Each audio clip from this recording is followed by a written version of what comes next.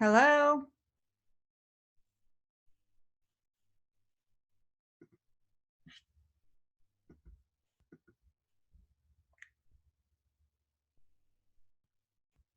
Hi, guys. Welcome.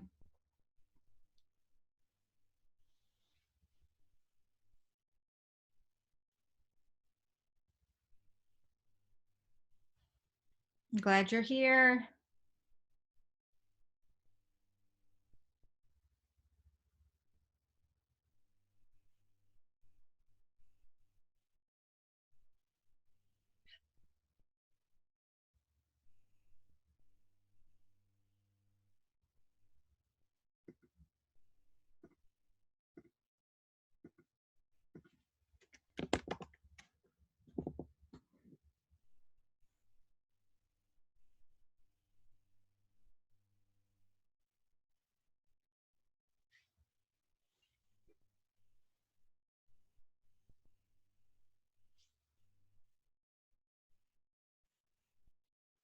It's nice to see some of you again.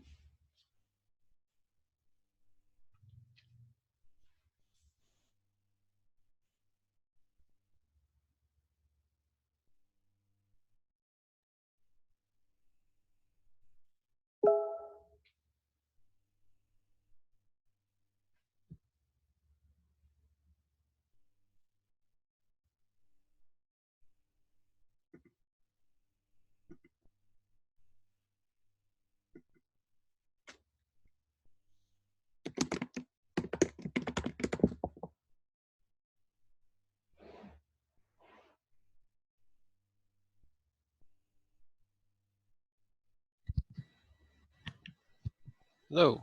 Hello.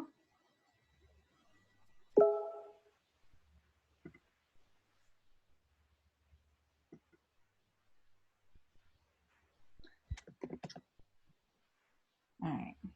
Let's see. Ashley wants to know if we can see her. I see Nate. I think we have to. Yeah, there's Ashley. Do you see me? Yeah. No, I see your icon. I don't see your. Icon. Yeah. I don't see your video Okay. feed though. Do you want to explain to people? It's completely optional, but how to enable video. More. See, I don't see Nate. I only see myself. Oh, yeah. Hold on.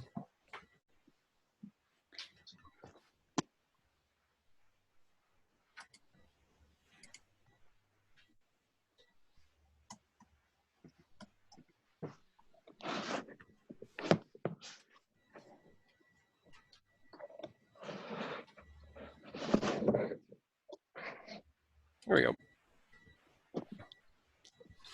How did you do that? Well, I plugged in my webcam. So, In the bottom left corner, there's, if you hover over the bottom, there's a start video button. If you have a camera on your device, it should. yeah, like I have a little webcam up here in my computer and my laptop. I don't see one. I keep seeing that I have. Yeah.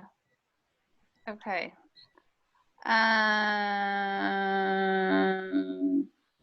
Okay. Let me. Oh, hi, Jill. I don't have the microphone yet. Oh, okay. I need to make sure, Tony.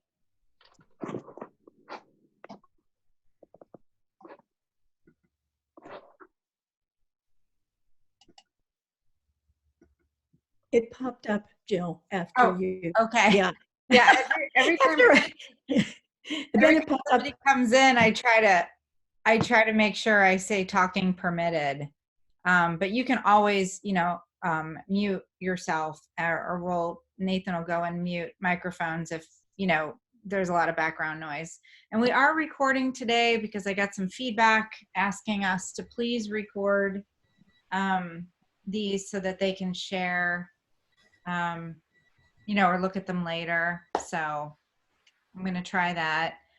So just keep that in mind too. If some of you are really private and you don't want to show your faces, that's totally cool. I had one lady watching yesterday in her nightgown and she was terrified that she was on video. And I said, no, nobody could see you. I promise you, nobody could see you at all. And they're just like black boxes and stuff. But we are recording today so that we can share this or make it available to you after the class. So this Jill, was will that come through to us on a link separately as we receive? Nathan's in charge of that. Nathan, can you comment to that? That's not Sorry, I just had to take a call.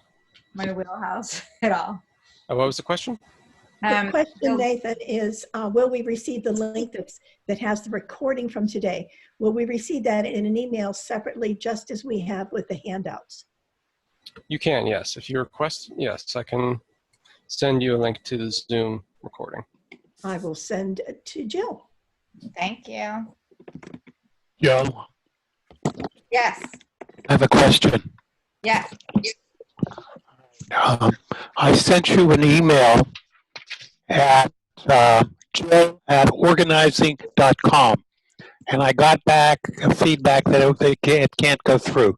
You're missing the discover in front of organizing, that's why. Discover. Here we go. Discoverorganizing.com. My email address right here. Thank you. Uh-huh.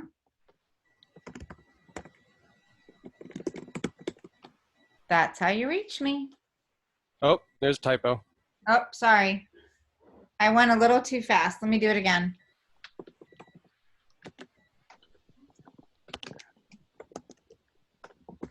I need to get my reading glasses on, you guys. Okay. That second one. That's right. Oh, well, I can't edit it. So sorry. The second one that says discover organizing is correct. Okay.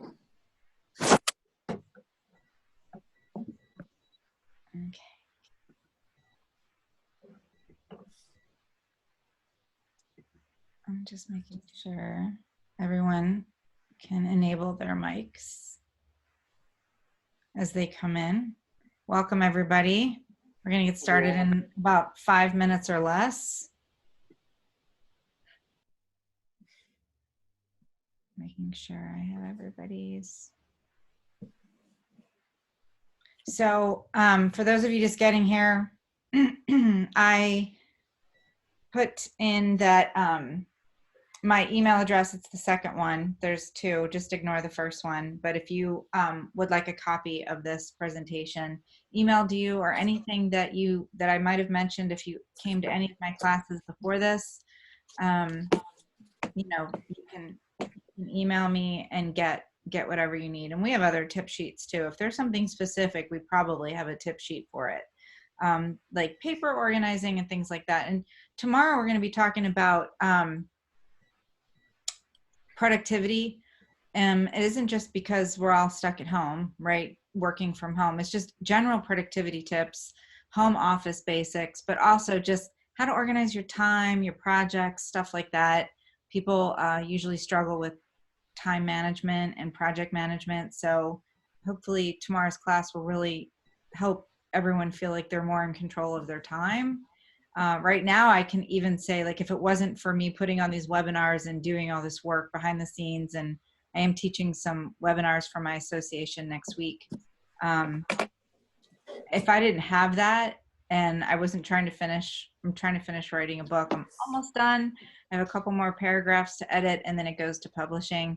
If I didn't have all that, I don't know. I mean, I'd probably be coloring and watching The Crown all the time because I love The Crown. But I haven't colored since I was 10, but apparently I found a color page and started coloring the other night. So I don't know. I'm just trying to do what y'all are probably doing. Just like, what do we do now at home? So let's see. Coloring is therapeutic. It is. I have to show you guys my picture. I color.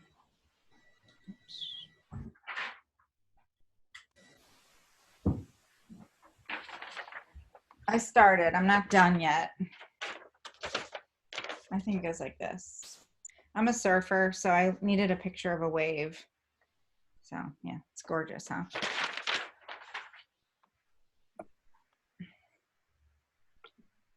Okay.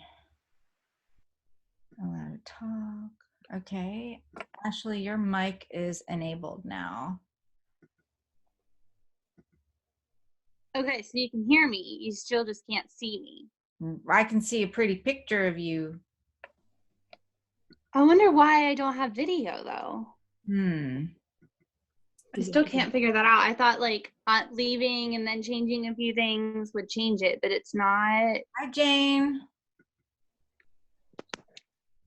Hi, Jill. How are you? Hi. My name there. Hold on, I got to turn the video on. I haven't done that yet. Hi, Kelly. Hi there.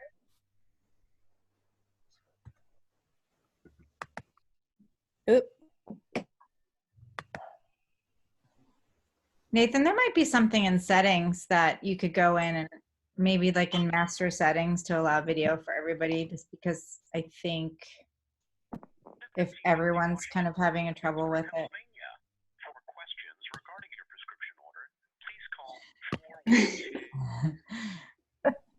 She muted us because you were too loud. Oh, everybody was hearing you.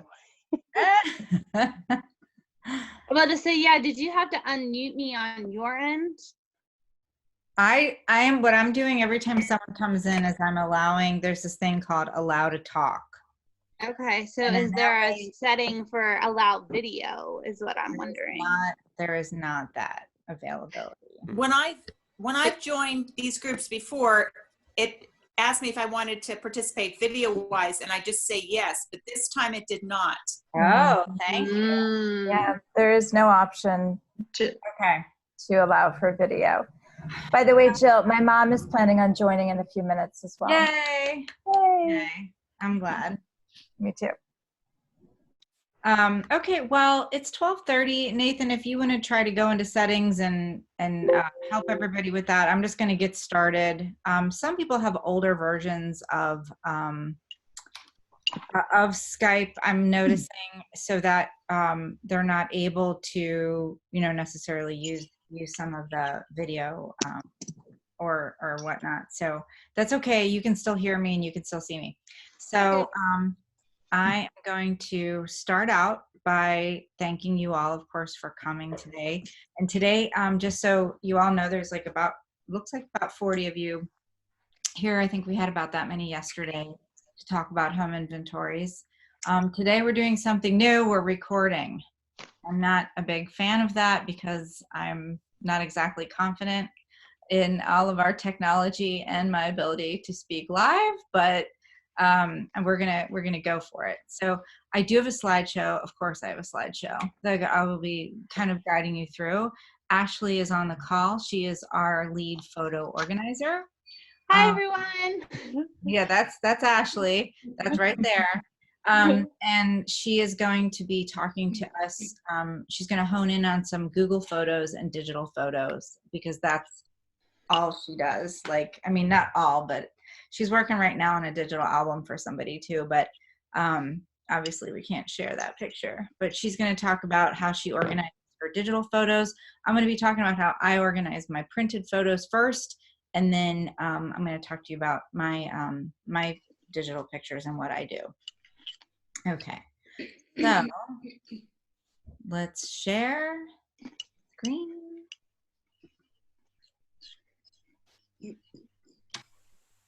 Okay, and Nathan, if you just want to allow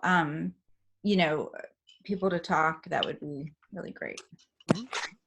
Okay, we're going to start at the beginning. Hopefully you guys will be able to see this in a second here. It's loading. So really, basically, I want to talk to you about, we have photos, we have memorabilia, we have stuff. I had a box in my basement before I moved, and I'm just being human, and I'm going to share this with you. Before I moved out of my house last summer, I found a bin called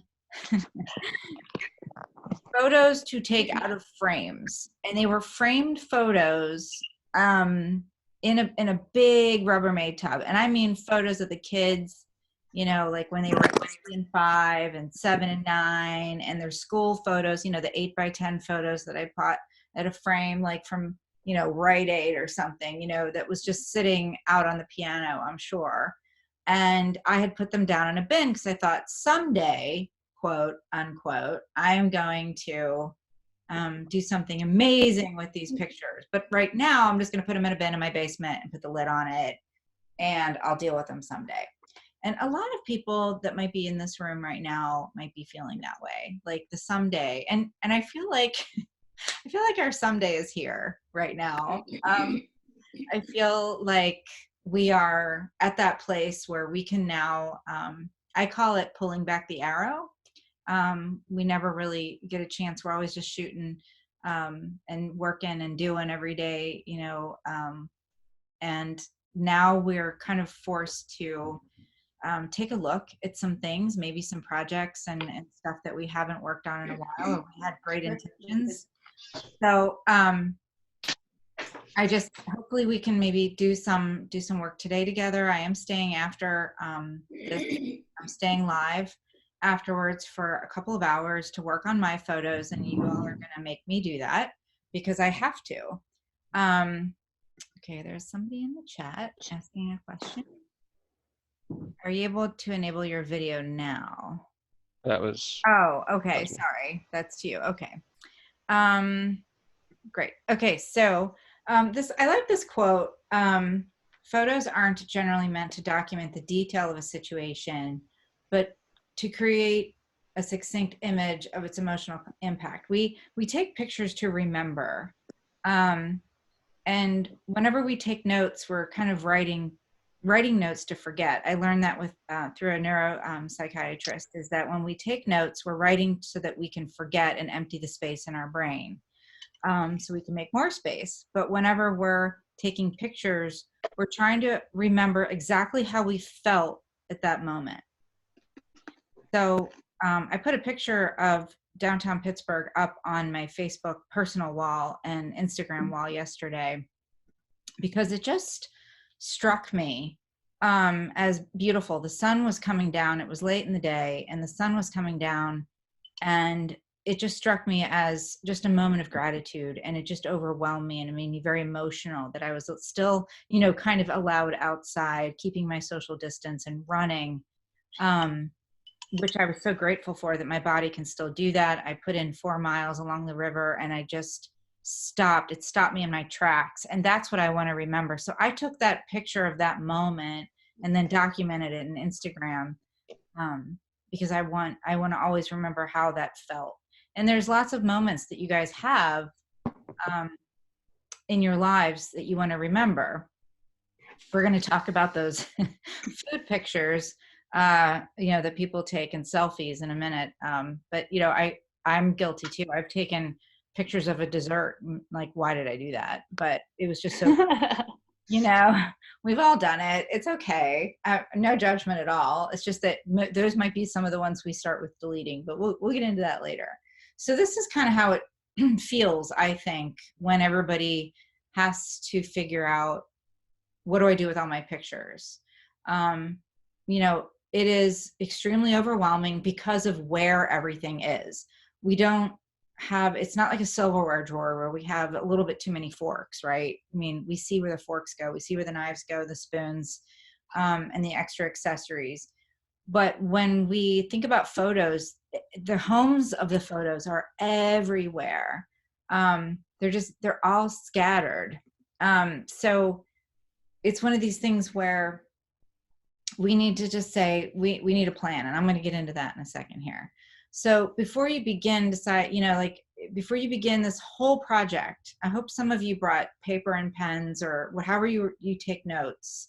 And I know that you're going to have this slideshow sent to you. Like I said, it is being recorded and the whole thing. But I think what's important is for you to sit and write down now as you go through this this seminar, you know, what do I want?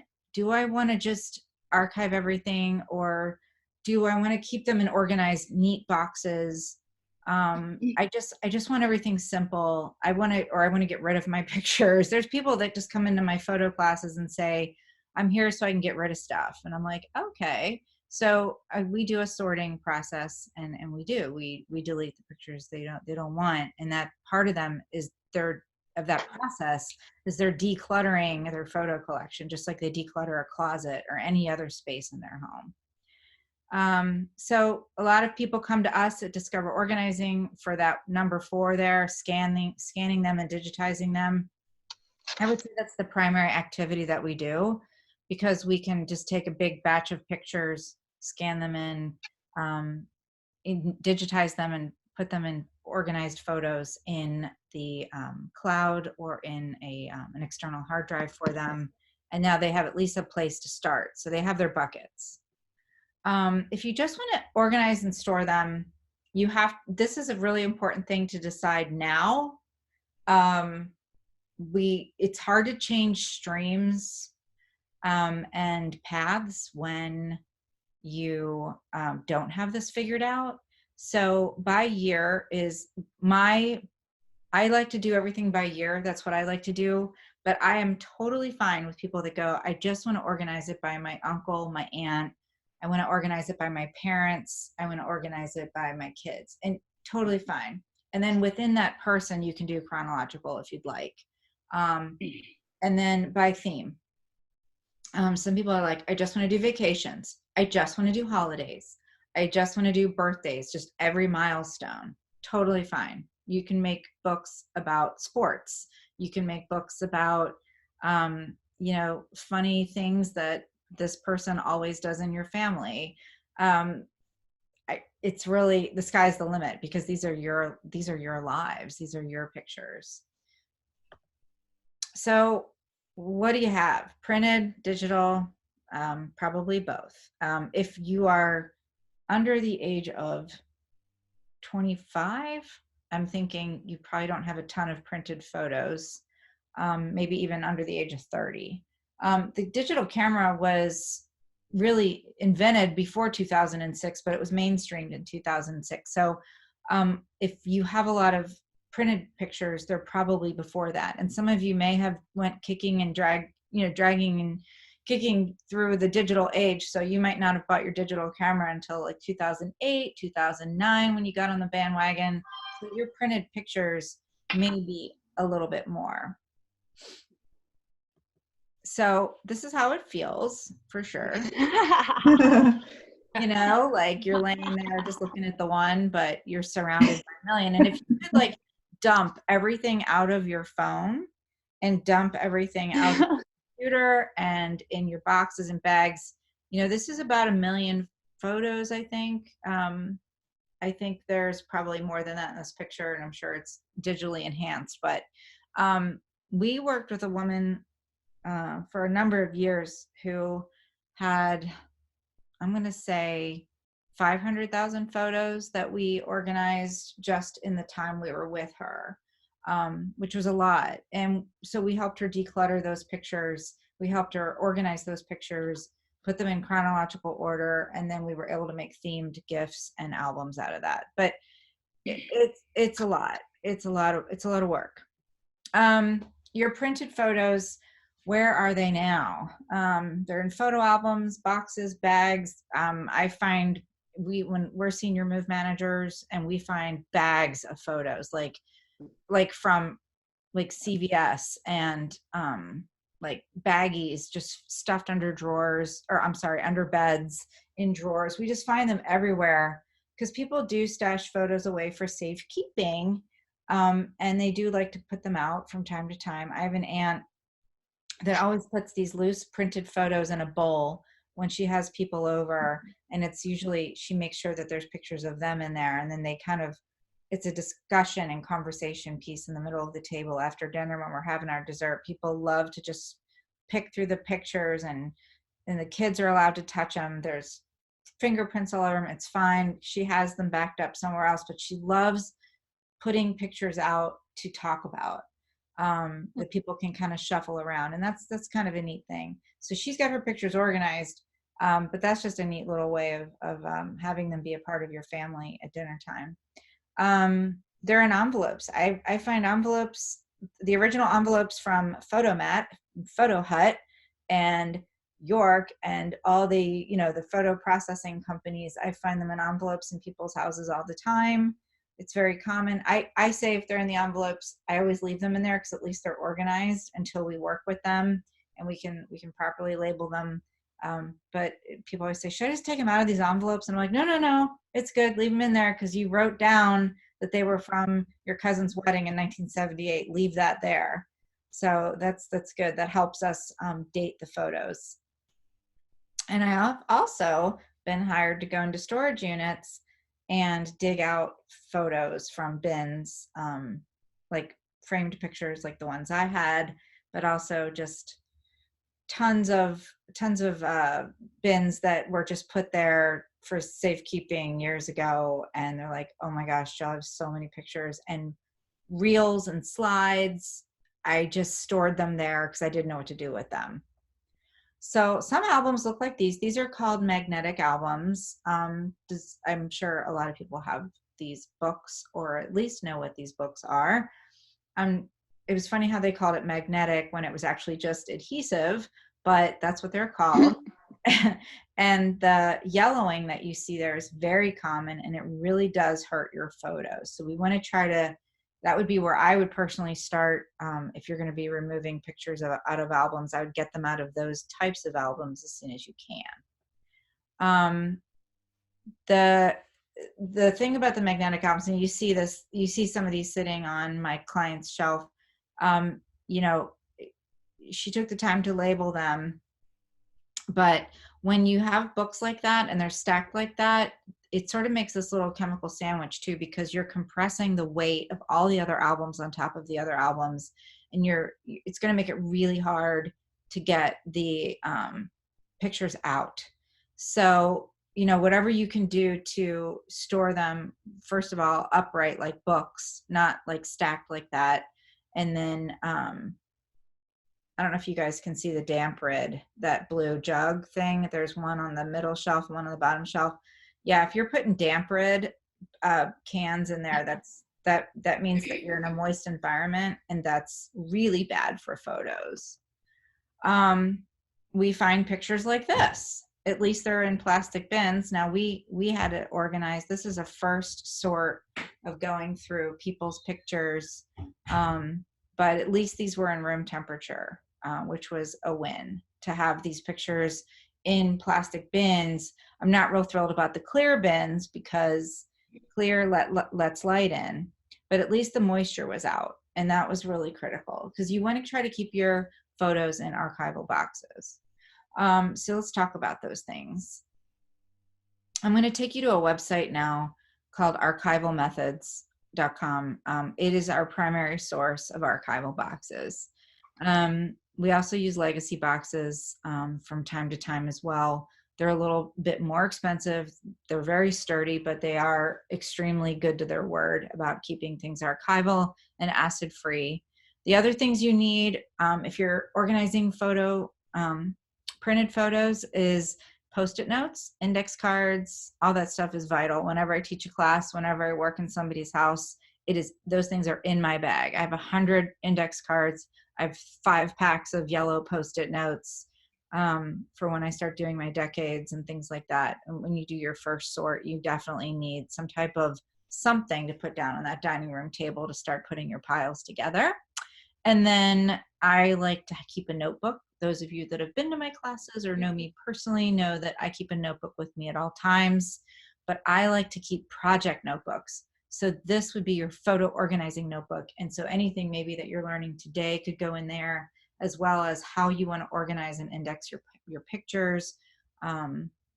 you want to set up your goals. Like, I want to do an album of all the rock concerts I've been to. I want to do an album of all of my journeys to the West Coast, that kind of stuff chronologically. That's the kind of stuff you want to start planning in your notebook. And then you always want to use a photo safe pencil. Do not ever write on the back of a picture with an ink pen. There's a couple of reasons for that. If you've ever seen ink on the front of somebody's face, it's because the ink wasn't dry on the back of the picture when the pictures got stacked back together, and that is impossible to get off. And what we end up having to do is scan that picture and then get into Lightroom and Photoshop and fix it.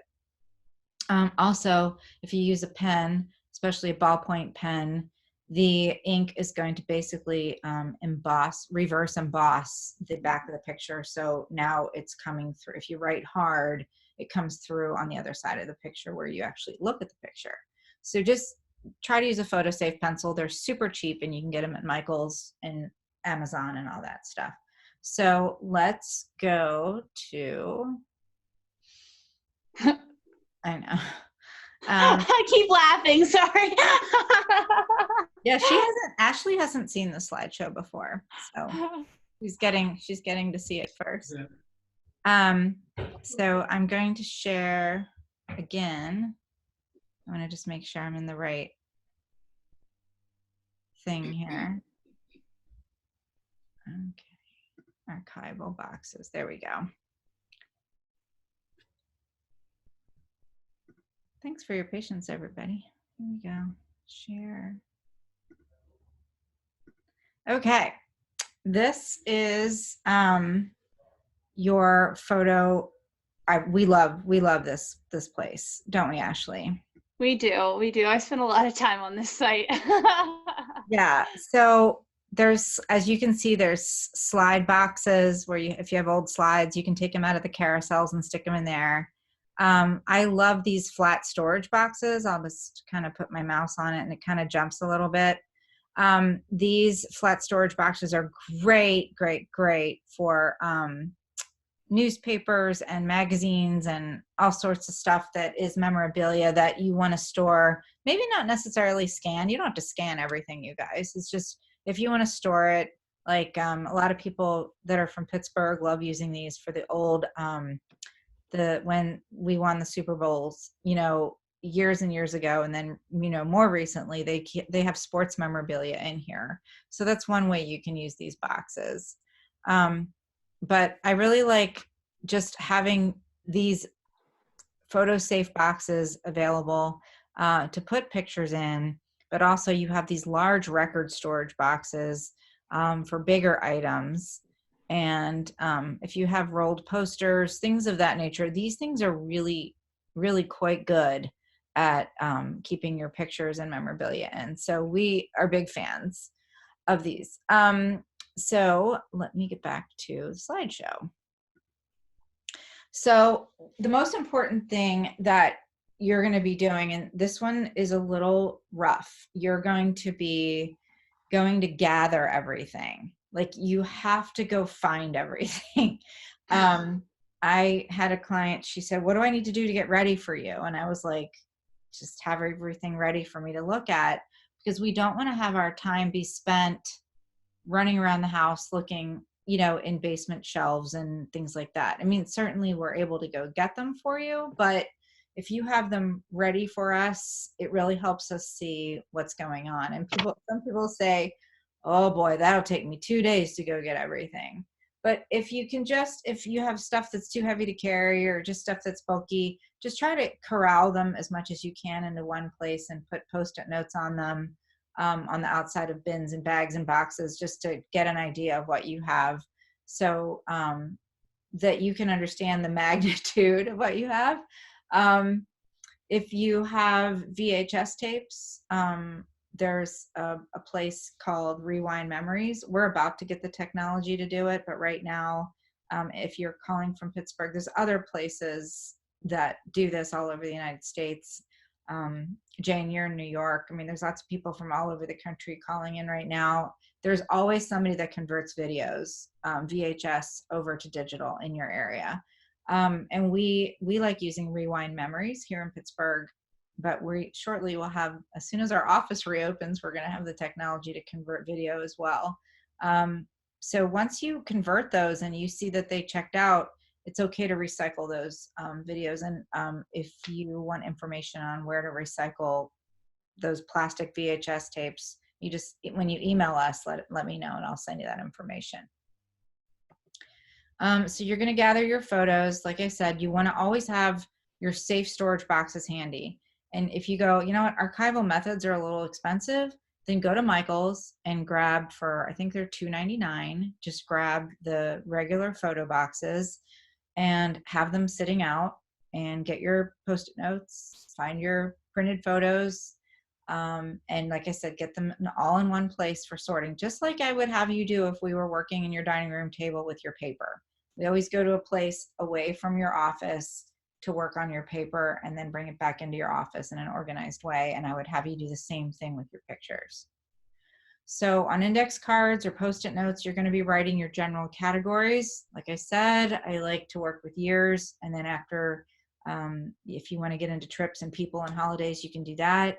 But I have always done it by decade first, and then within, because you know, fuzzy dating is a thing. We don't know sometimes when things happened.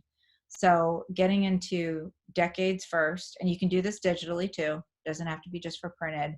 Decades, and then when you start figuring out, oh, this was 1984 or this was 1962, you can actually put that on your notes and your Post-it note. We don't want to try to put the Post-it notes, by the way, on the pictures themselves. I just lay them out on the table first, and then I put the stacks of pictures to match the decades and the years. It's really important. I know I'm a little bit of a perfectionist.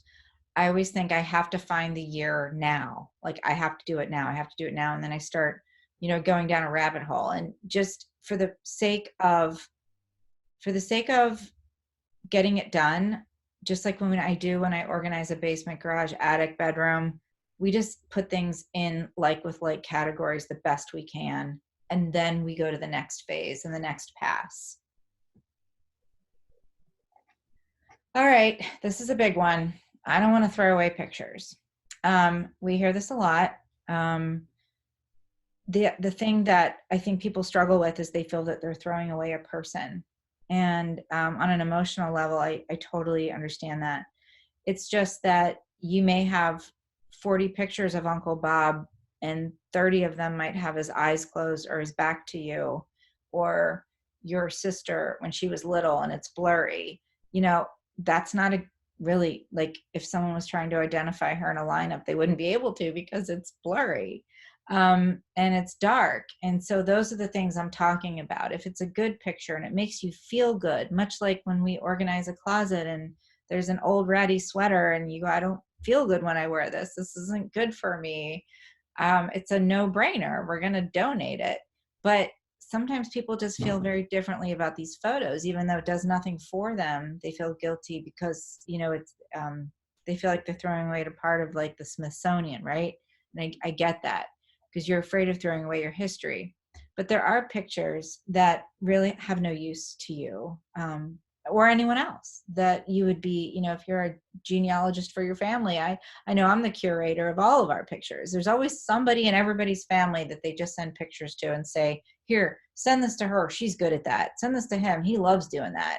And we do, but, you know, if we don't know who they are, it's really hard for us. So, you know, if you're one of those people that does send pictures to people, just make sure you identify who the person is and roughly when it was taken. You don't need multiples of the same picture. I've referenced the school pictures that you get or the sports pictures that you get, 50 pictures of your daughter with her foot on top of a soccer ball, wearing the uniform, and you got all those because you thought you were going to put them in all the thank you cards from her birthday party, but maybe you didn't do that. I might be guilty about that. So I just have one picture of Mary with her foot on a soccer ball now, mostly because it's been scanned in, but also because it's adorable and it's in my room, and it's in a frame because it's really cute. But blurry pictures, dark pictures, just it's okay to get rid of them. And then once you zone your pictures, you can refine them into the more distinct things like again, this works for printed and digital.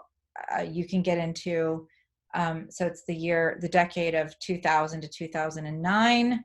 You can then start refining them into months, and then in the months you can get into holidays and make it really easy for yourself. You can cut and paste a lot of these titles so you're not overdoing it and redoing it, because they're things that you always do. If you always go to a festival, a music festival every year, that's obviously in July or so, and you're going to just always have that going on and on and on for each year. So labeling is really important, and that's why I said with the Post-it notes, you can put the Post-it note right on an index card or right on an index card with a Sharpie, each category. And I do have pictures of all of this in the slides, so I will be showing you what that looks like. You know how I always say in my classes, if there's nothing else that you remember, try to remember this. I'm going to go through the ABCs method. Kathy Nelson invented this method. She gets all the credit for this. She has a book called Photo Organizing Made Easy. It's on Amazon. She founded the Association of Professional Photo Organizers. She's amazing, and she wrote this wonderful book, and anyone that works for me that's a photo organizer has to read this book. It is a primer to beat all primers. So it's really cool. So it's Photo Organizing Made Easy, going from overwhelmed to overjoyed. And I'm just going to highlight the ABCs. So A is for album. These photos are the best of the best, cream of the crop. They are ones that you would just be so sad. You know, when I did my exercising for the downsizing class the other day, we talked about what would you miss the most, that if you were evacuating and leaving your home within 3 hours, what would you miss the most? And everyone says pictures. Pictures, some people would totally miss their jewelry more than pictures, but most people feel that their photos are, the witnesses to their lives. They're very important milestones and markings that created who you are and who your family is. So remember, A pictures, when you guys are sorting, these are the pictures that you're going to really end up doing something with. They're going to go into an album or in frames. They can be loaded onto digital frames, which we'll talk about, that you look at all the time. And this is critical to know that you have favorites. B is for box. These are your extras. They support your best pictures. You're not ready to leave them yet, and you may want to use them for referencing. Like if it helps you to figure out context of your other photos, if you're putting together an album, there's always a lot of information in photos, and Ashley's going to talk about that when we get into digital in a couple minutes here. But these photos are going to be archived in boxes. You don't need to scan these pictures. This will save you a lot of money and aggravation if you just scan your A pictures. So here's an example of going from kind of a box of photos that are mishmashed. This is how a lot of people, we find this in a lot of houses. We pull a drawer open when we're helping someone downsize, or we're just helping someone organize, and they're like, yeah, I didn't get to that. And it's like, it's okay. But they're well-loved pictures, so they were looked at a lot. It's just that now it's time to get them organized. So putting together labels like the ones you see here, this is a legacy box. This is one of the really good quality boxes. We label them with a label maker by types. There's index dividers in the storage boxes, but I will also tell you the Michaels boxes also come with dividers that you can use. They come with usually, I think, 10 or 12 dividers. So take advantage of that. And then we label within. So we put the year there, and then there's things that happen within the year. Like I said, music festival, Easter, somebody's birthday always happens every May. So there's going to be, Jill's birthday. So that's the kind of stuff that you can put in your box. And C is for can. Yeah, you can delete these. there's a lot of people that went and got doubles at the Walgreens, and when they took their rolls in, and Photomat and York and Photo Hut and all that stuff, you would get doubles just in case, right? I mean, a lot of us did it. We would get doubles to share. And now we don't need doubles to share because woo, because we are sending things to each other, you know, with our phones. We're grabbing our phones, we're taking a picture, and we're sharing it right away with the world, with our friends, with our family. So you don't need to worry about doubles. So every time you have doubles and triples and really bad pictures, or doesn't fall into your one of other categories like A or B, you know, set them aside. And then when you're really ready to really let them go, in maybe a month, 6 months, you know, then you can put them in the can. Because some people aren't really ready to do that right away. Some of them are easy decisions, much like when you are organizing something else in your home and you're like, I don't know if I'm ready, but I'm ready with all of these. You can do that with pictures too. Whenever I organize with clients, we have an I don't know area. And an I don't know area is like, I'm not ready yet to let them go, but I'll put them in this holding area or this little purgatory area until it's time. Yeah. Anyway, you can do that with pictures too. It's okay. And you don't have to get rid of any of your pictures. I'm just telling you, this is like a really good system. And now S is for story. Now these pictures have an exception to them because they might be bad photos. They might be slightly blurry. They might be slightly dark, but there's something really important about the photo that tells a story. There's a picture of my grandmom sitting on a hillside, you know, and there's a man like kind of like standing near her, talking to someone else, and there's like a blanket. And I asked her about that picture, and she goes, oh yeah, they were trying to figure out where to put the blanket for our picnic, and somebody thought I looked awful cute and they just took my picture, but that's my future husband and that's his brother. And I'm like, oh my God, that's an important story. It's really cute. So these types of stories, you know, you might look at it and go, that's just my grandmother sitting by herself. I have 100 of those. But the men in the background were you know, what made that story cool. And there's probably a lot of those pictures that you have. By all means, hold on to them so that you continue to tell your family stories. So moving your pictures out of the old albums and into the boxes is really important. Like I said earlier, just get them out of those magnetic albums. Here's a pre-sort. This is, without getting fancy, this is the index card system that I'm talking to you about, just so you can see everything. She's written in black, bold ink. She's used Post-it notes to identify roughly when everything took place, and got a little customized there. You'll see words, you know, that have nothing to do with anything but that family.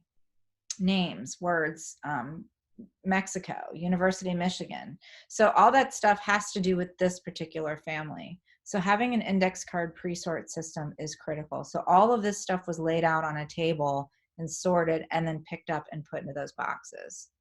And then they end up looking something like this on a shelf with labels. Labels are key. And then here's another way of doing it, having the Post-it note. This is, by the way, the pink stuff on the outside is a 3M Post-it notes, totally safe to use tape. And you can get them at any office supply store. I believe Walmart sells it as well, but it's a 3M tape and it comes on a roll. And we use it for organizing a lot of things, not just pictures. So when we're temporarily labeling something for our clients, and it's a real quick way to get something labeled. And then having, as you can see, these Post-it notes were cut in thirds and put in on the right side because that's the way the client wanted it. Memorabilia should be put into bigger bins so that if you're going to do something with it, great. If not, it can just stay.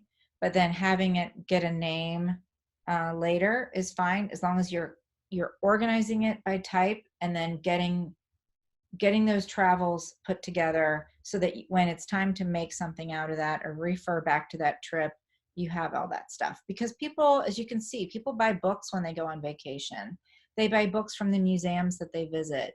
Just try to keep it all together so when you go back and you remember the pictures from that trip, you can grab the memorabilia bin too. And having the memorabilia bin fit the size and contents of what you have is really important, so you're not digging through things. Simple albums, I'm a big fan of these too. I have relatives, they're like, Jill, we know you make fancy albums, but this is how we do it. And I'm totally cool with that because I can enjoy pictures no matter how you show them to me. I love pictures. So I like these. As long as they're PVC free plastic, I am totally good with these.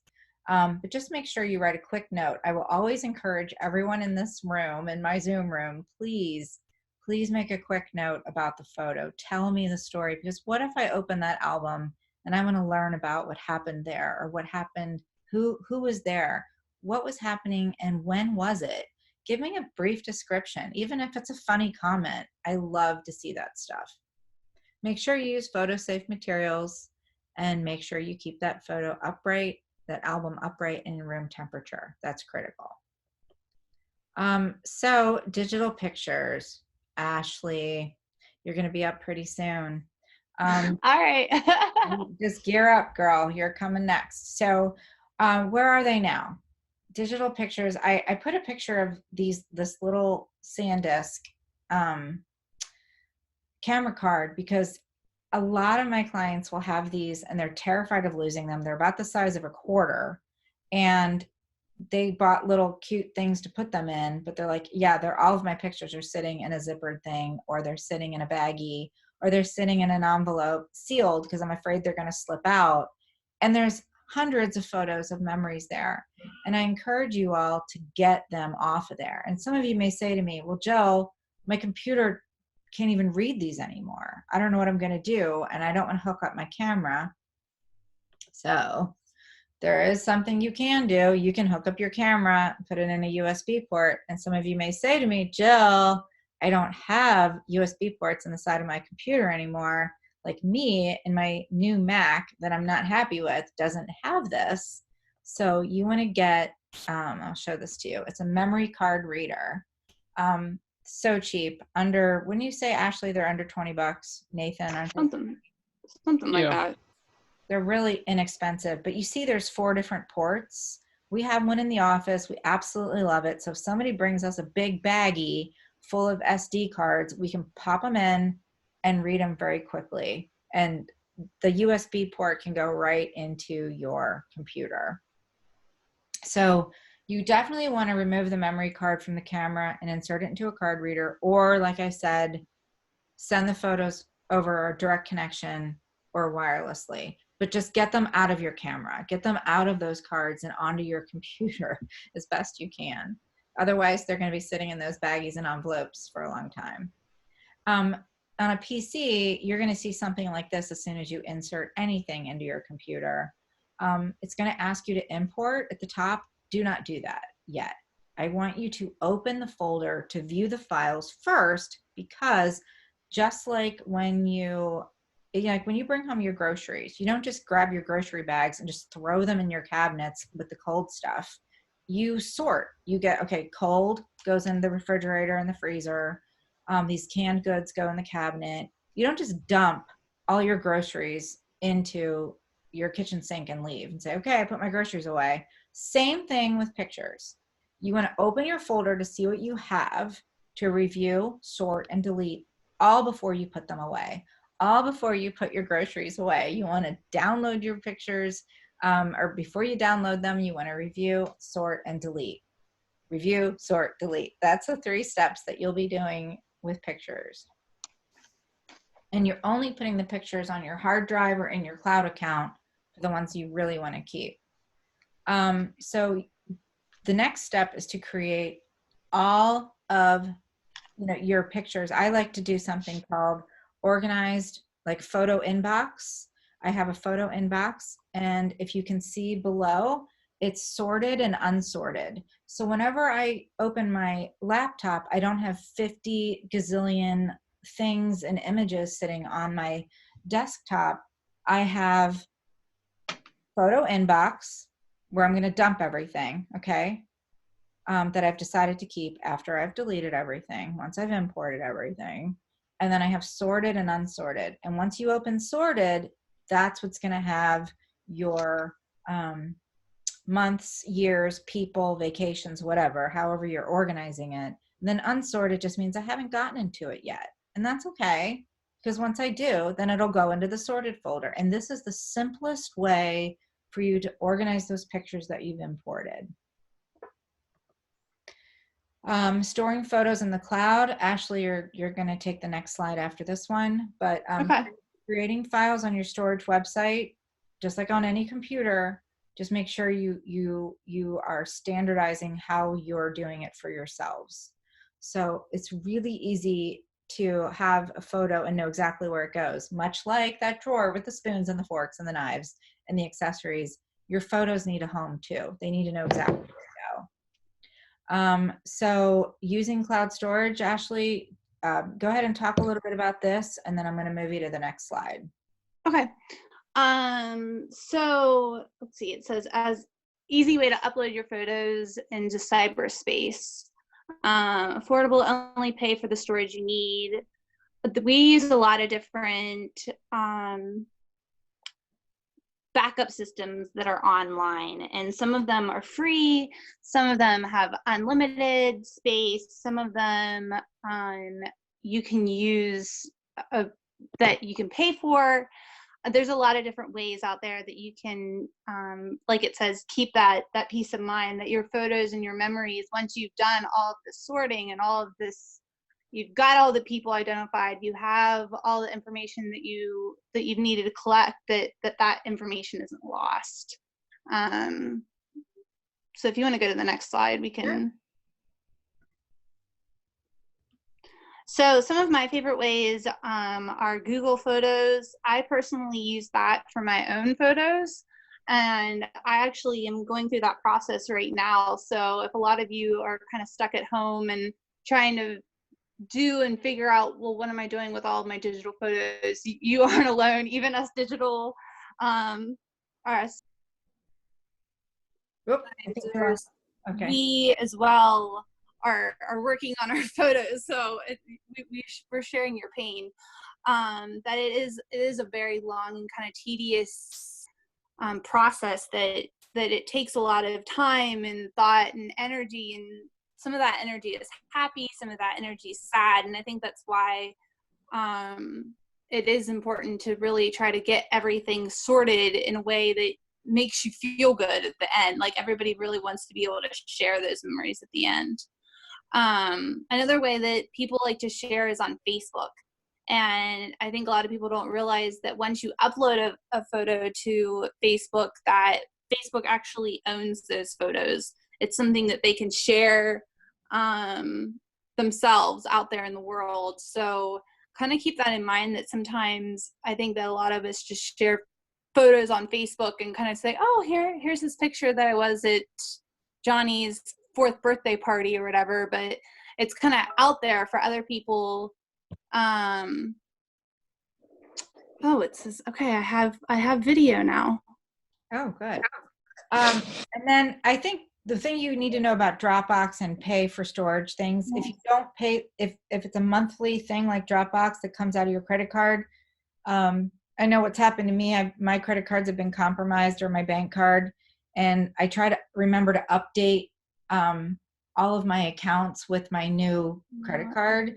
And now that we have Apple Pay, it's a little bit easier. But if you don't remember to pay the monthly fee, they'll give you a warning like, hey, you know, you haven't paid your subscription fee to the storage site.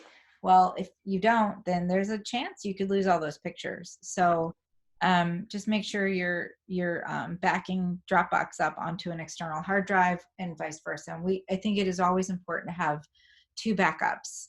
One of them is cloud and one of them is an external hard drive. And of course I have a 3rd backup, which is my printed pictures, because I'm more paranoid than most, but that's just me. That's my age group, I think, more than anything. I'm going to move you to the next slide, Ashley, because you're going to talk about Google Photos. Whoops. Sorry, go ahead. Okay, so this is just kind of an example of what my Google Photos looks like. You can kind of see I've got my brother's wedding, and a lot of different important events. Like my mom and I like to go to flea markets every year, so we go to a lot of different places, and I've tried to kind of put that into a different category. My family also is really into football, so I've kind of have added a lot of different things, a lot of different events into one category sometimes. Like there are multiple times that I've gone to different flea markets, or I've gone to multiple games. And then of course I've got like my cat's birthday or my birthday, and just albums that I want to be able to say, oh, who was alive or whatever during Easter 2017. So this is just kind of an example of the different albums that I've put into my Google Photos. Okay, I'm going to go to the next one. So this particular one, you can see we do a lot of metadata as well. So do you have a picture of the picture that's above there? No. Okay. It's a picture of Ashley and her brother at a hockey game. Okay. So as you can see, Google Photos is really cool because you can add people as part of metadata, which for those who don't know what metadata is, it is essentially what you would find on the back of a photo. If somebody had written who's in it, where it was taken, the date, things like that. And so here you can see that I have put into the metadata that my brother and I were at the PPG Arena for the Penguins game, and then I've tagged himself and I. And something that I actually just started doing last week for my own peace of mind is, as Jill had said earlier, she's kind of the person who has inherited lots of family photos and is that person that really keeps track of the family history. And I myself, my 95-year-old grandmother passed away last year, and I kind of have inherited, and I'm the one that she shared those stories and a lot of the family history. And I think it's important to sometimes remember, especially for ladies who have different names and you get married or whatever, is to kind of keep that information of what is their middle name, what is their maiden name. So even for myself, like I've got my middle name in there, but I think it's important whenever you start scanning, especially older pictures, that you can put that peace of mind of, well, what was my great-great-grandmother's maiden name, and just kind of helping build those family trees. If you want to go to the next one. Oh, sorry. So this kind of shows you, it's kind of a bad but good example of a kind of a dump of that day and my brother at the Penguins game. But what I kind of like about this picture is that on that particular day, I had taken a lot of videos and I had taken a lot of pictures, and so had my brother. And a few days later, I was like, oh, like I thought I had taken that picture and I didn't have it.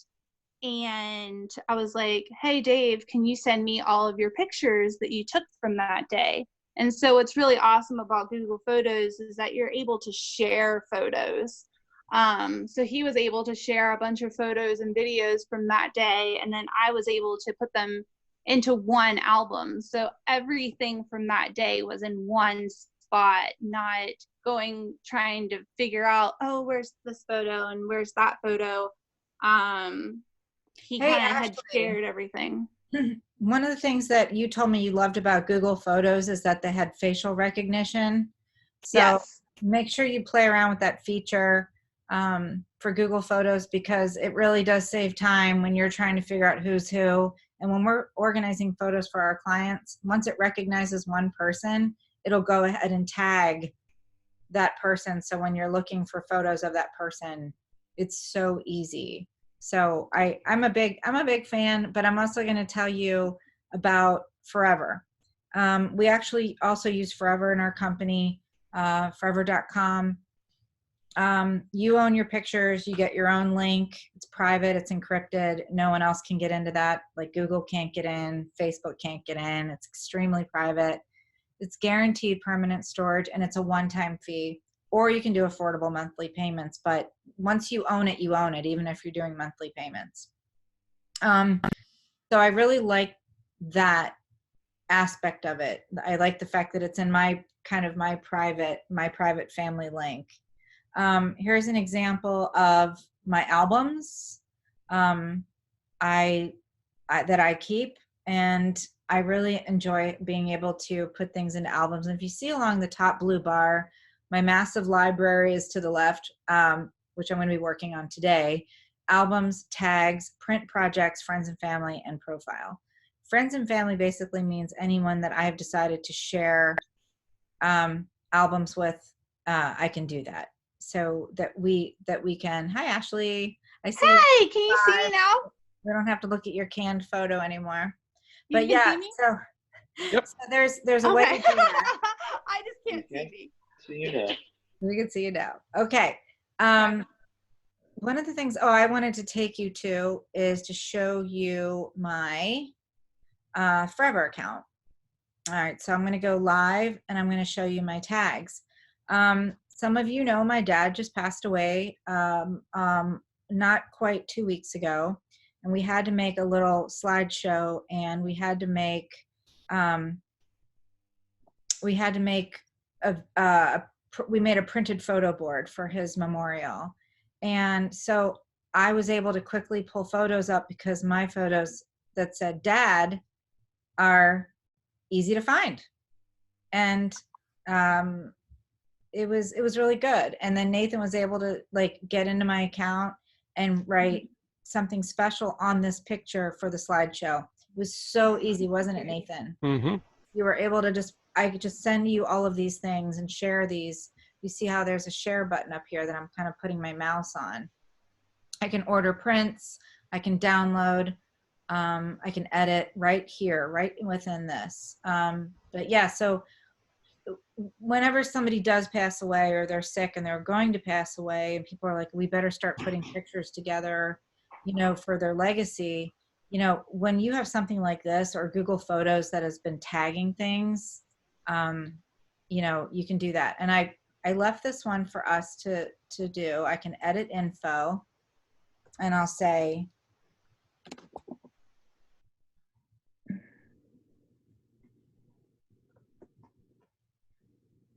and it tells you when, a lot of it tells you when the picture was taken. And then the date that I uploaded it was 2 months later, but you can see on the right-hand side, and then my tag says dad. And I can also add more tags. Like we were in an ice cream store. I'm just making this up, but I can make a tag called ice cream. So anytime I want to find pictures of ice cream or an ice cream store, I can do that. Now it's not how I'm going to do that, but you can do all sorts of tags. So when it comes down to it, you can find your pictures so easily. And that is really important when you're organizing. It's like putting the best label of all on. And then I can tell a story in here.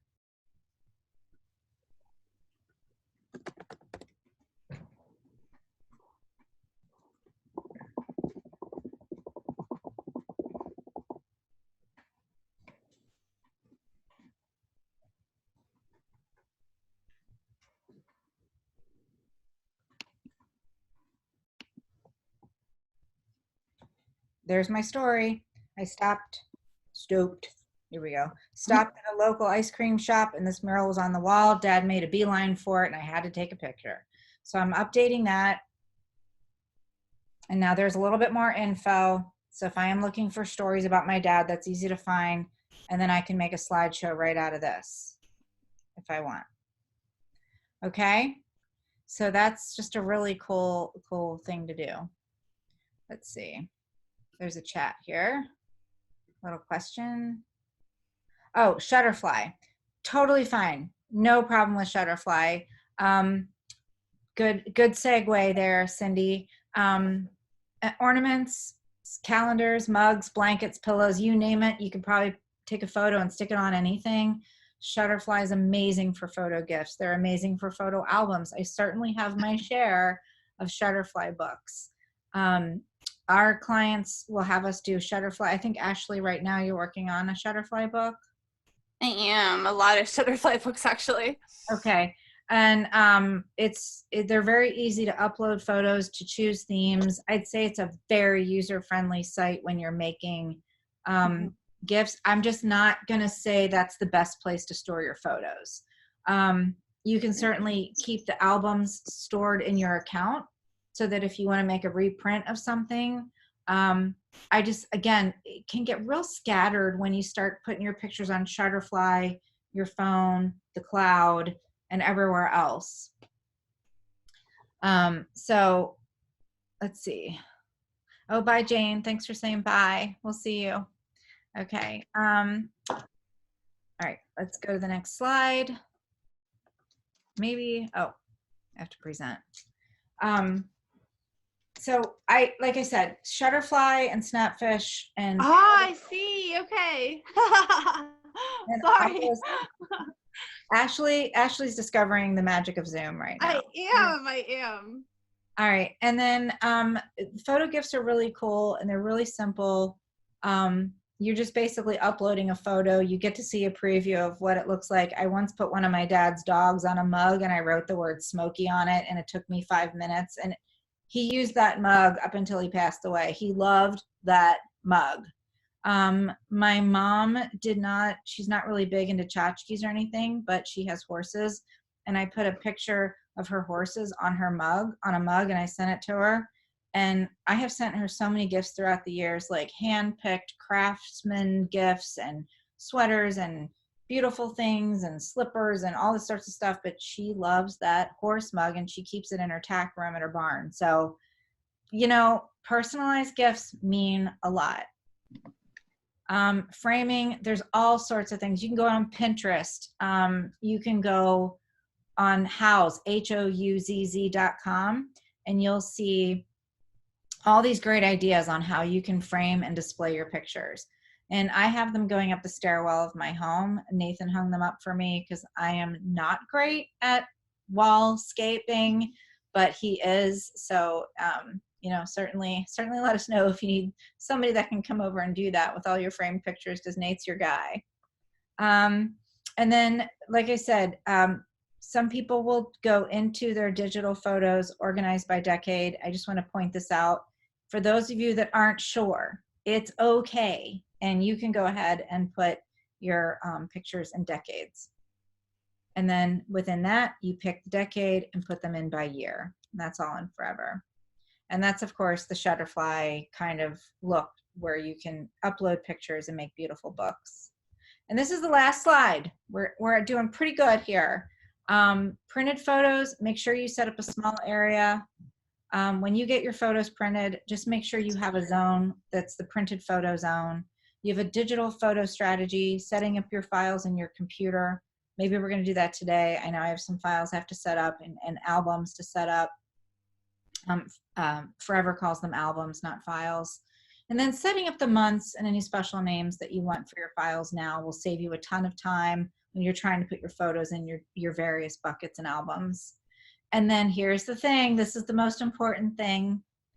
Preventing a backlog of photos is really important. So making sure that you have a routine established. Maybe it's every Thursday at this time. Maybe when somebody you live with watches a show that you really don't like watching, but you want to be with that person, you can work on your photos. That could be your dedicated time. So try to find that time, Sunday morning, maybe when you're menu planning. Work that into when you're menu planning. Just find a time and stick to it.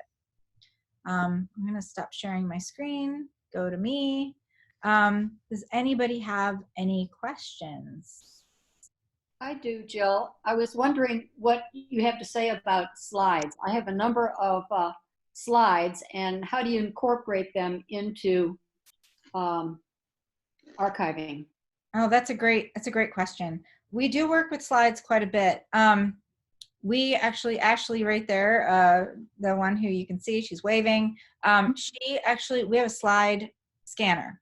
by Epson, and we scan everybody's slides in, and then we upload them and put them in the proper, files on the computer. So if you have the slides, get them off, get the photos and images off of the slides and view them first, because maybe you go, wow, I can't believe Dad took a carousel of pictures of 17 different views of the Statue of Liberty, and you just want one. Just go ahead and get the one or two that you like and put those on, put those into your, just like anything else, like, when you find pictures on, I don't know, you find old pictures in envelopes and you're like, why do we have 17 of the same moment? Same thing goes with slides. So you can't really see them very well unless you have special equipment to hold them up and look in the light, because they're so tiny and a lot of them are reversed in terms of the exposure. So when we put them in the slide scanner and we upload them, it's much easier to then view, like I said, when you upload pictures to your computer, review, edit, delete, once you have them transferred into your computer. Yeah. Did that answer your question? Yes, thank you. Okay. What about videos? Oh, videos. Okay, so we do a lot of video work. So we upload the videos and we put them in a folder just like a picture. So we create, let's say that video was taken during a decade. Okay, because sometimes people do that. They would pick up their video camera. With mine, it was the kind that you put it on your shoulder, like it was like an anchor man or something. I had that, and it had the big VHS that you just dropped right in. I didn't have one of those cute compact ones. And when I did that, I would pick it up, and if the baby was rolling over, I would take a video then. And then like 3 months later, the baby's crawling, baby's walking. So my tape might have an entire year or 2 to 3 years on it, right? So what I would do is when you have your master folder called Decades, so the 1990s, when my kids were making all their milestones, in that decade, I have the video folder in the computer that says, 1990s baby milestones. And then when you open it, it shows it on the computer. Little videos that you take like on your phone, it's really important to name them and then save them. Forever has an ability to upload videos. Google, certainly you can upload videos and they'll actually file them for you in terms of when they were taken, just like Apple files them for you when they were taken, the date they were taken. But again, if you don't organize them and file them, or name them rather, then they're just a bunch of videos cluttering up your world. And they do take up a lot of memory. So you may want to have just a folder in your external hard drive, buy an external hard drive terabyte, no less than a terabyte, and have a terabyte external hard drive next to your computer so that you can upload the images and then download them to an external hard drive and have that just be your video cache, so to speak. Hopefully that helps. Yes, thank you. Sure. Any other questions? I think it's important. It's important too to kind of like whenever I was talking about the Penguins game, like that just happened like right after Christmas, and I remember that particular night I like made an album. So I think that really helps as the event is happening, that you are saying, "Oh, Christmas." An album in your phone. Is that what you're saying? Yeah, or on Google Photos, that you'd be able to make an album so that you are organizing as you're going versus, oh, I'm taking all these photos, but then you're like creating more work when everything's fresh in your head and kind of the memory of being like, oh, this day, like maybe you, like in my family, I celebrate Christmas over a 3-day period. So to be able to have all of that kind of happening as those 3 days are transpiring, then you can kind of go back and say, okay, like here's this blurry picture of Uncle Mark or whatever, that you really help kind of eliminate a step for yourself while the event's happening. Yeah, I like that. If you can, as you go, that's great. I do the same thing when I go on vacations. Now I am a photo organizer and I know I'm an organizer, but I will make a photo album called, California, surf trip 2017, and all the pictures that I'm taking as I'm on that trip just get automatically filed there. I just slide them in. So it's just really easy for me then to make a photo book, or just to have a place I can go back and look at those memories. Really easy to find. Okay, there's a question here. Is there a type of digital scanner you recommend for dealing with photos and ephemera? Nathan, do you want to talk about a digital scanner for equipment? I know we use a Kodak. In the past, we've used a batch scanner, but I think you have the information on the smaller Epson flatbed that we use. Yes, it's a Epson V600 photo. It is perfect for documents, smaller photos. It's not going to give you as high quality of a scanned image as, let's say our, 43 megapixel DSLR, but it will definitely give you high quality scans. At least I know it can go up to 600 DPI for sure, or pixels per inch, PPI. And you can find that on Epson's website, or I can put a link on where to find it on Amazon for sure. If you want to post a link on where to buy that, even if you want to go through the Epson website, Nate, you could put that in the comments. And then Susan Ellis says, can you back up everything on forever.com onto a digital storage device once you have uploaded it? Yes, you can. You can download everything that you've put into forever.com. Let's say you've organized it, you've added all your metadata, you've tagged everything.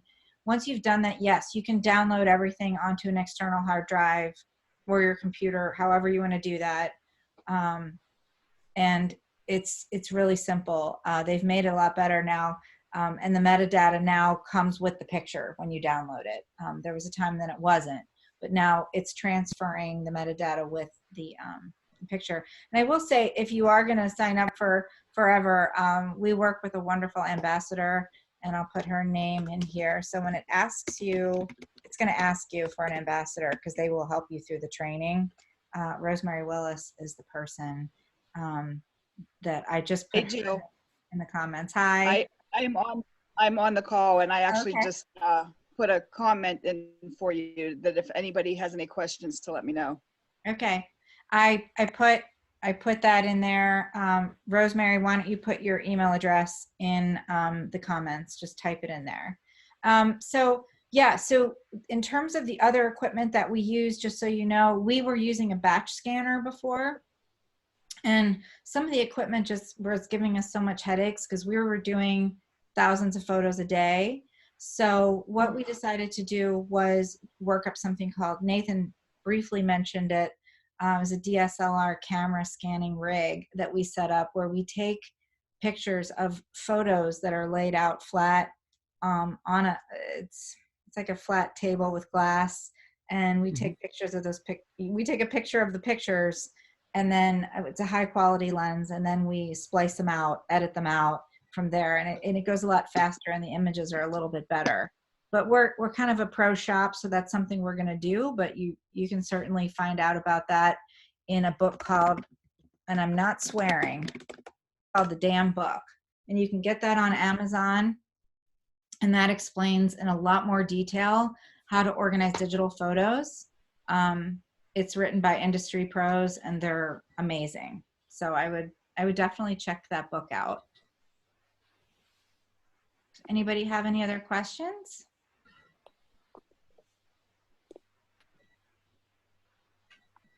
I just have one other comment that I actually ran into myself this weekend whenever you were talking about all of those little digital SD cards.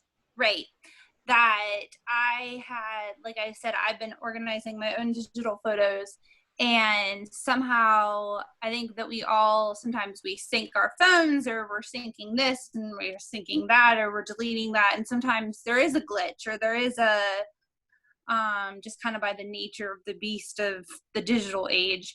And I had lost a bunch of photos that I had taken on a digital camera, not my phone. And I had deleted on the little DSLR or the memory card all of the photos. That kind of just was what I had been doing. And I actually found a program that could restore them.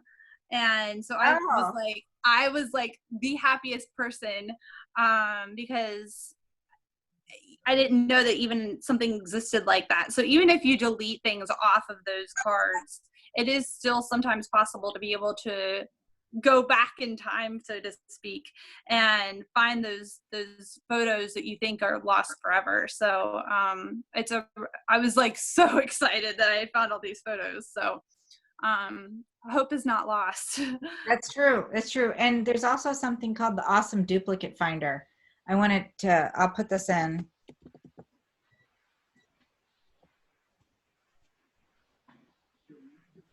This is a software that you can get. It's free.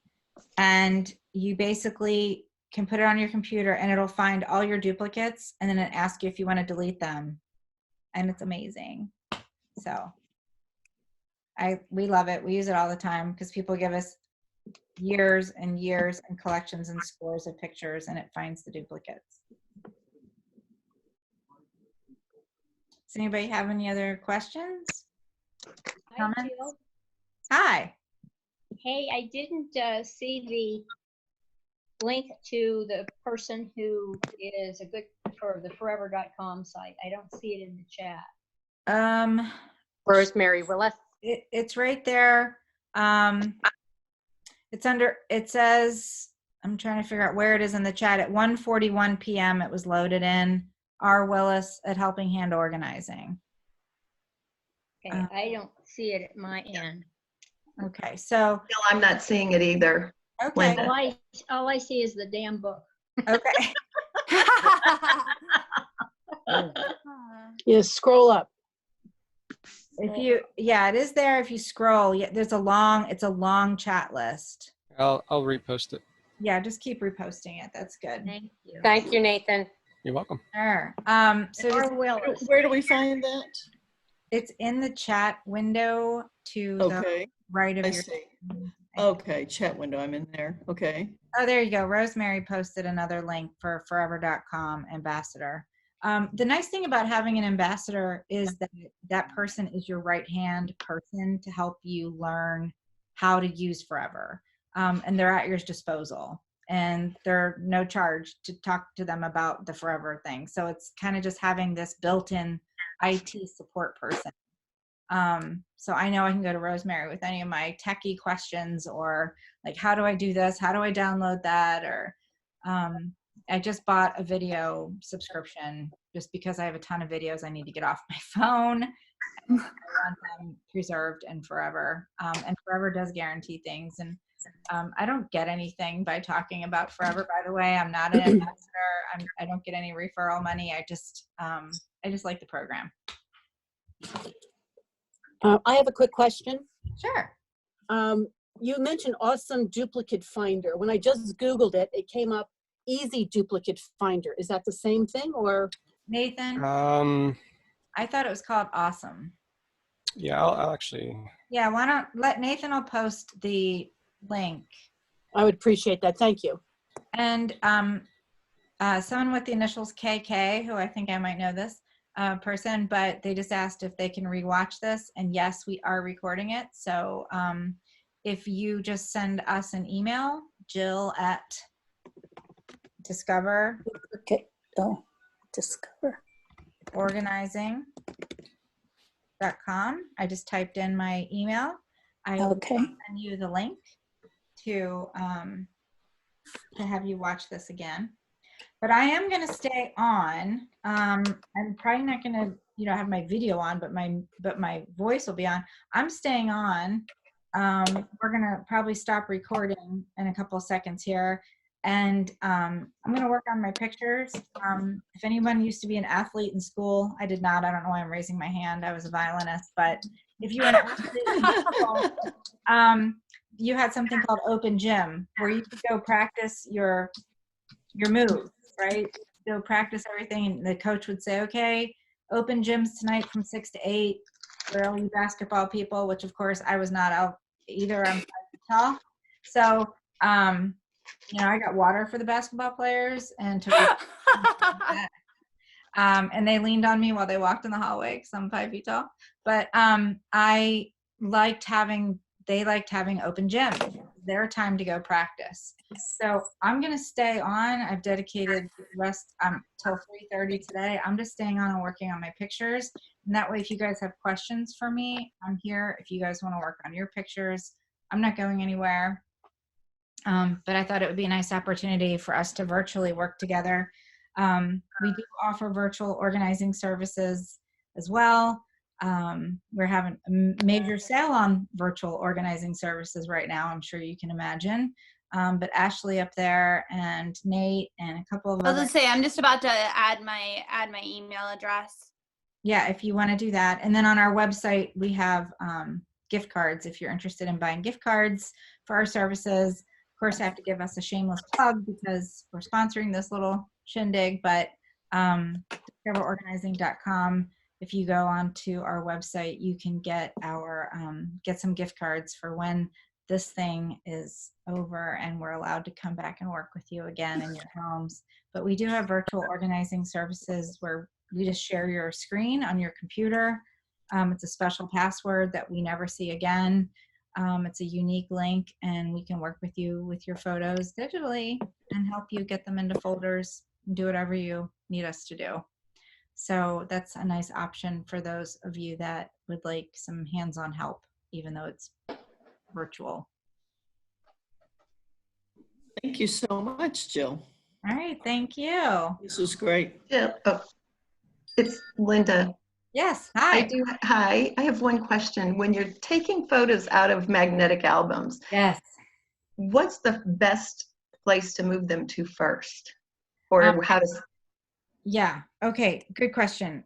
So when you take them out, you maybe work on one album at a time.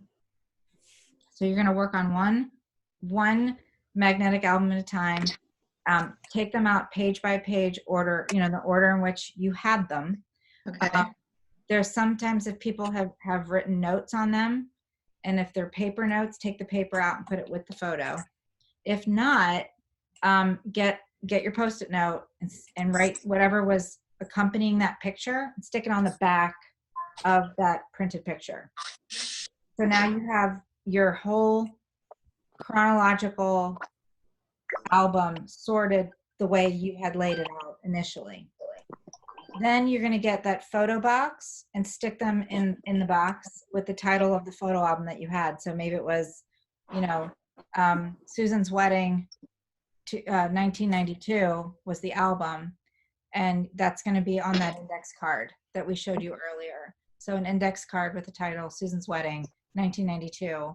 And then behind it are all of the pictures from that album. And you're going to do that for every album.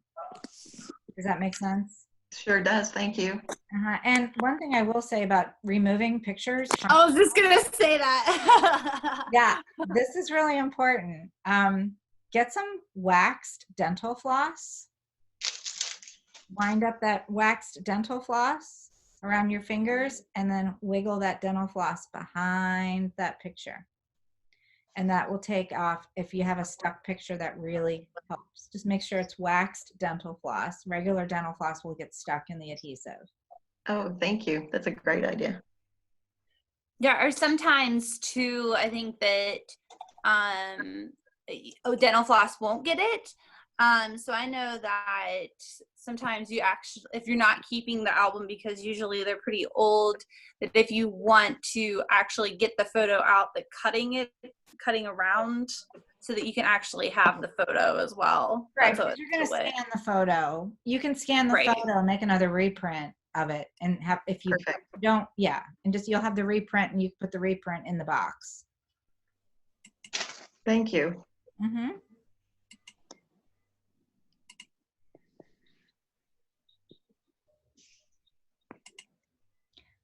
I'm glad everybody liked the class. We're really glad you came. I'm gonna stop recording, just so we can. I'm not gonna leave. I'm just gonna stop recording, and